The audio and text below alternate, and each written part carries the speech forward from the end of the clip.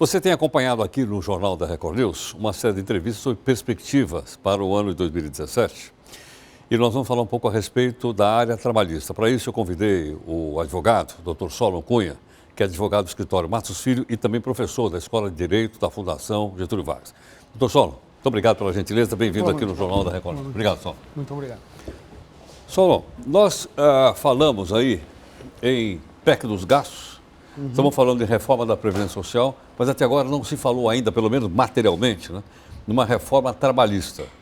Por onde ela deveria começar, se é que vai ter? A reforma trabalhista precisa começar por uma negociação social, um pacto social.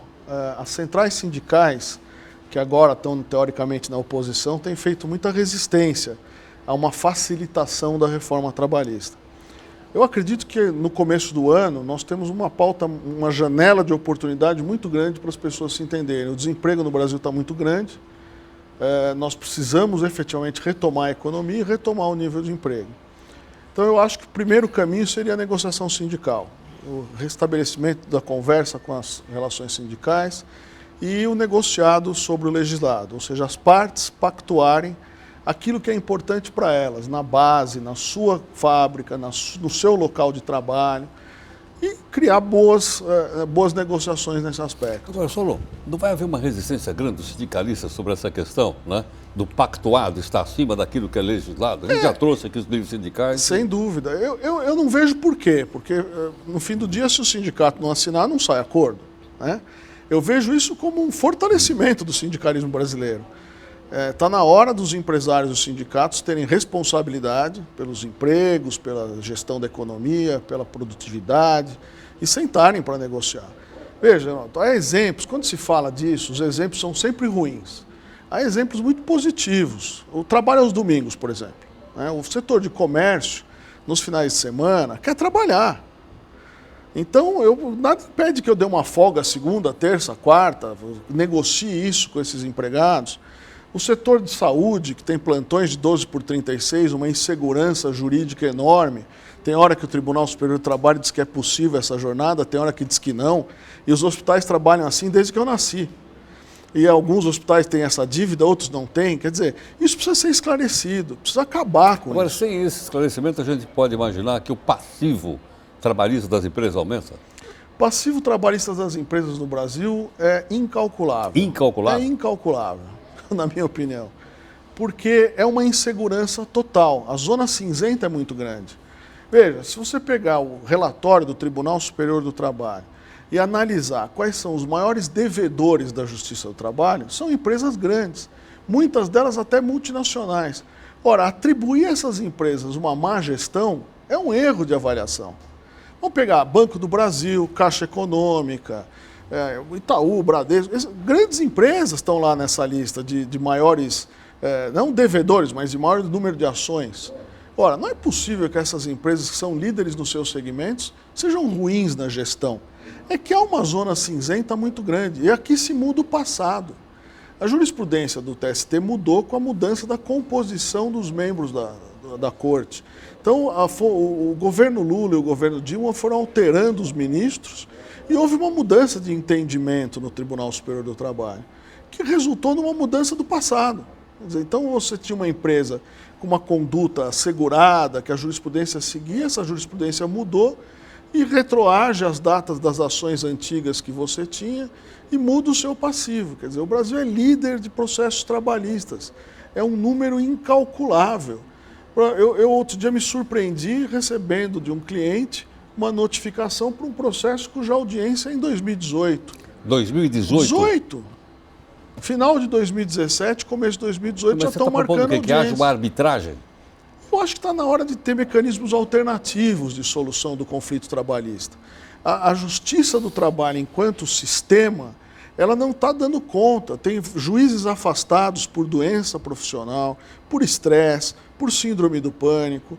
Basta uma reportagem lá fazer uma matéria sobre isso. Tem muitos juízes afastados, eles não dão conta do volume de processos que tem. Mas, no entanto, nada pode fora da Justiça do Trabalho.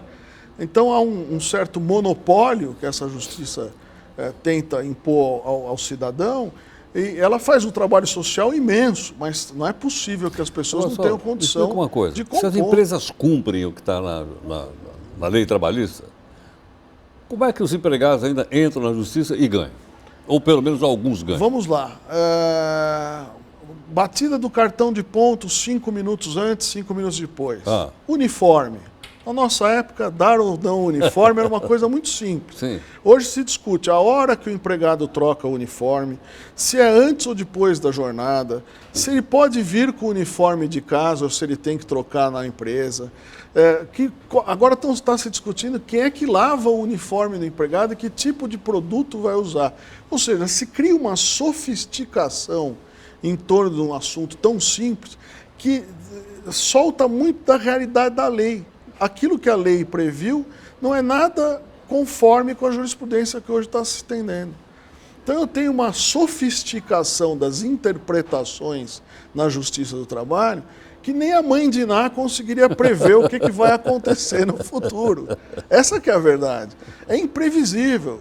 O gestor de negócio, ele tem que ter uma certa previsibilidade, Heródoto. Ele, quando olha a sua empresa 10 anos para frente, 5 anos para frente, ele jamais seria capaz de imaginar situações que a Justiça do Trabalho, o Ministério Público do Trabalho vem criando na interpretação dos direitos. Olhando um pouco para 2017, a gente vai, na sua avaliação, a gente pode ter mais ou menos ações trabalhistas nos fóruns? Nós vamos ter muito mais ações. Muito mais ações? Muito mais. O nível Mas de mesmo com a desemprego quantidade de tá desempregado alto. que tem? Por isso. Quer dizer, o desempregado, o que ele vai fazer? Ele vai procurar recursos financeiros na Justiça do Trabalho. Ele entra com ação, ele não tem emprego, ele vai procurar algum recurso. Não se tem um mecanismo de quitação, não se tem uma câmara de conciliação inicial, uma câmara de mediação, né? Não se tem um mecanismo alternativo. Veja as propagandas do governo, as campanhas públicas do governo e do Ministério Público. Eles terminam com a palavra denuncie. Não é se concilie, denuncie. Quer dizer, o mecanismo é de estímulo ao litígio. E o número de ações trabalhistas é uma coisa extraordinária. Isso qualquer empresário vai te falar, não preciso eu dizer, não.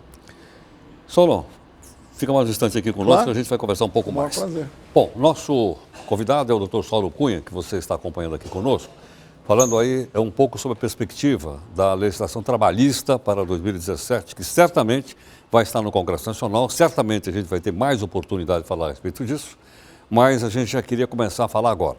Rápido intervalo aqui no Jornal da Record News e daqui a pouco a gente volta. Olha, nós voltamos aqui no Jornal da Record News com a perspectiva 2017.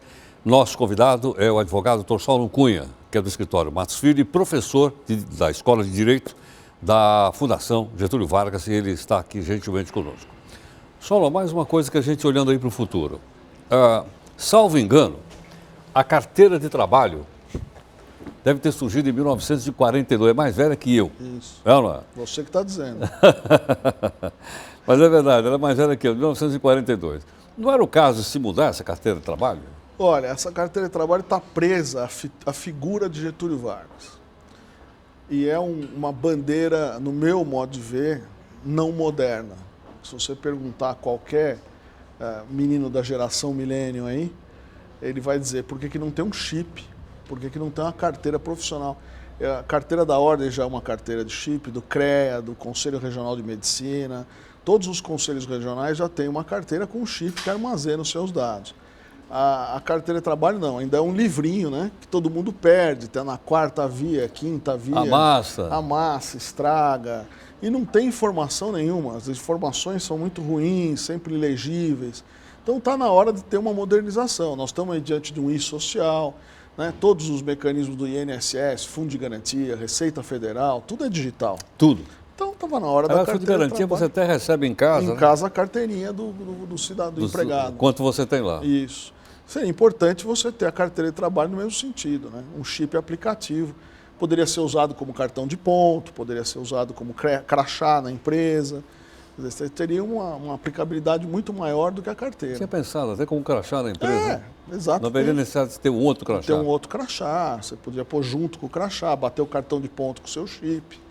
Quer dizer, seria uma modernidade incrível. O empregado teria ali armazenados todos os seus deveres, direitos, obrigações. Isso seria fantástico.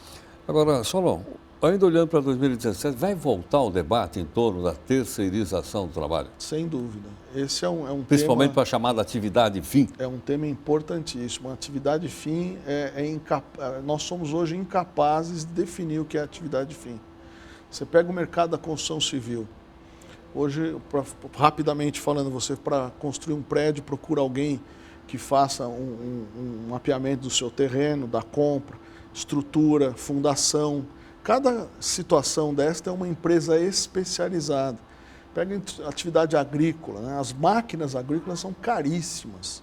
Então, como é que você vai fazer uma pulverização se você não tem um avião? Mas se você tiver um avião, ele é atividade fim, porque sem a pulverização não há cultura. Colheita de frutas.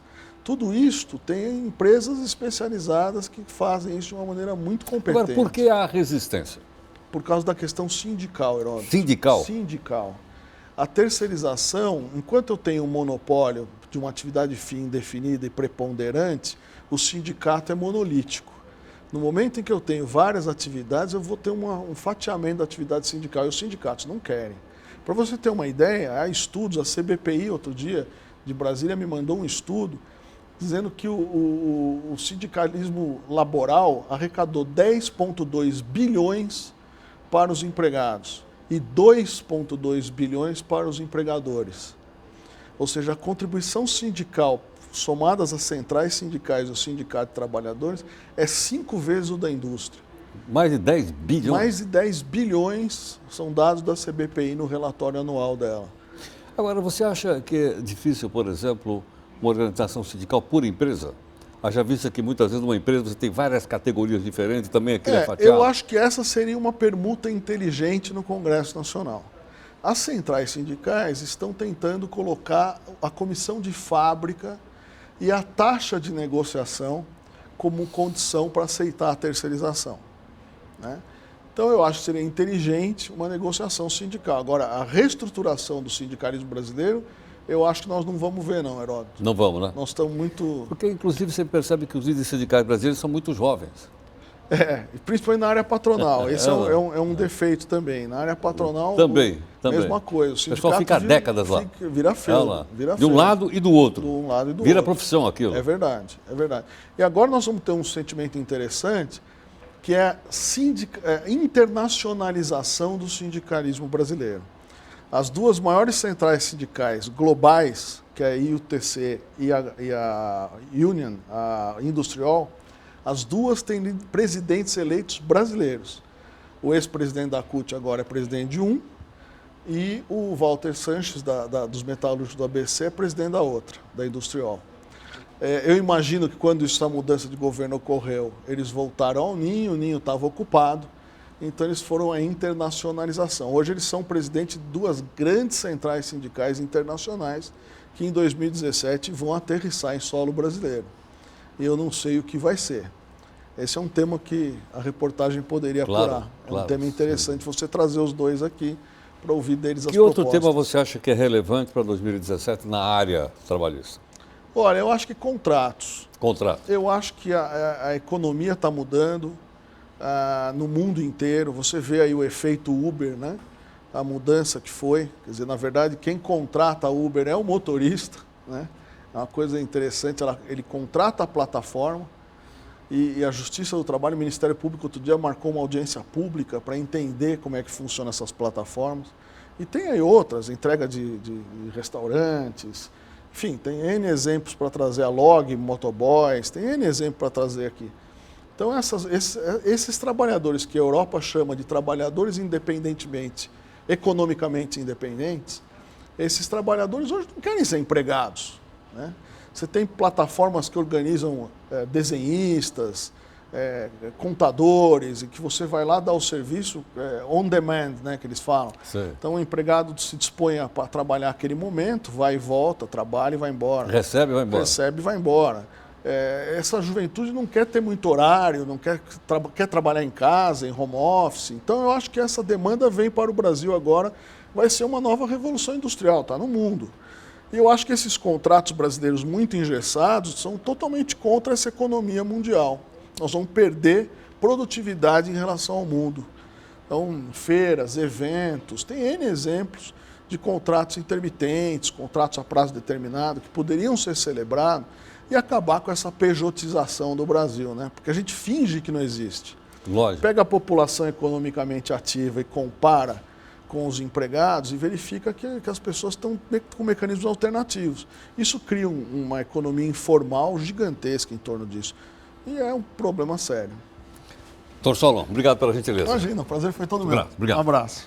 Bom, com a participação então do advogado Solon Cunha, que é também professor da Escola de Direito da Fundação Getúlio Vargas, você viu aí várias questões polêmicas para a reforma trabalhista. É óbvio que a gente vai trazer outras pessoas aqui ao longo do ano, sem dúvida alguma, pessoas com opinião necessariamente diferentes, fazemos isso propositadamente, para que você veja uma opinião ou outra opinião e você vá formando sua própria opinião, né?